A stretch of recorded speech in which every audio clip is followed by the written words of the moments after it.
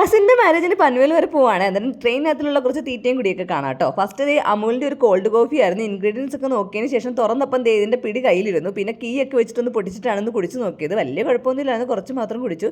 പിന്നെ പാറു ചപ്പാത്തിയുടെ കുറച്ച് സ്പെഷ്യൽ ഐറ്റംസ് ഒക്കെ കൊണ്ടുവന്നിട്ടുണ്ടായിരുന്നു. ഇത് നെല്ലിക്ക അച്ചാറായിരുന്നേ, അത് കഴിച്ചു. പിന്നെ തക്കാളി ചട്നി, പിഴുപുളിയും തക്കാളിയൊക്കെ വെച്ചിട്ട് നല്ല പുളിയുള്ള നല്ല സൂപ്പർ ഒരു ചട്നിയായിരുന്നു. പിന്നെ ചെമ്മീൻ റോസ്റ്റ് ഉണ്ടായിരുന്നു കേട്ടോ.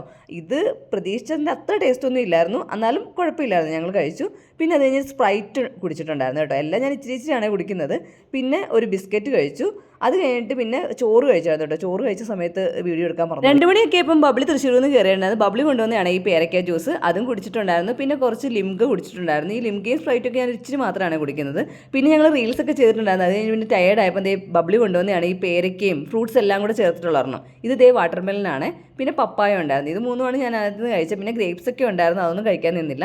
പിന്നെ രാത്രി ചപ്പാത്തിയും മീൻകറിയും വീട്ടിൽ നിന്ന് കൊണ്ടുവന്നിട്ടുണ്ടായിരുന്നു, അതൊക്കെ കഴിച്ചു. അത് നല്ല എരിവൊക്കെ ഉണ്ടായിരുന്നു കേട്ടോ. നല്ലപോലെ മീൻകറിയൊക്കെ വെച്ചിട്ടാണ്. എരിവൊന്ന് മാറ്റാൻ വേണ്ടി മധുരം തപ്പി നടന്നപ്പോഴാണ് ബബ്ലി നാരങ്ങ മിഠായി തന്നെ. എന്നിട്ട് അതും കഴിച്ചിട്ടുണ്ടായിരുന്നു. ആ സമയത്ത് ഗുലാബ് ജാം കൊണ്ടുപോയിട്ടുണ്ടായിരുന്നു. പാറു ടേസ്റ്റ് നോക്കിയിട്ട് നല്ലതാണെന്ന് പറഞ്ഞിട്ട് ഞങ്ങൾ ഒരെണ്ണം വാങ്ങിച്ചിട്ടുണ്ടായിരുന്നു. ഇത്ര ടേസ്റ്റി ആയിട്ട് ഗുലാബ് ജാം ട്രെയിനിൽ നിന്ന് കഴിച്ചിട്ടേ ഇല്ല കേട്ടോ. നല്ല സൂപ്പറായിരുന്നു.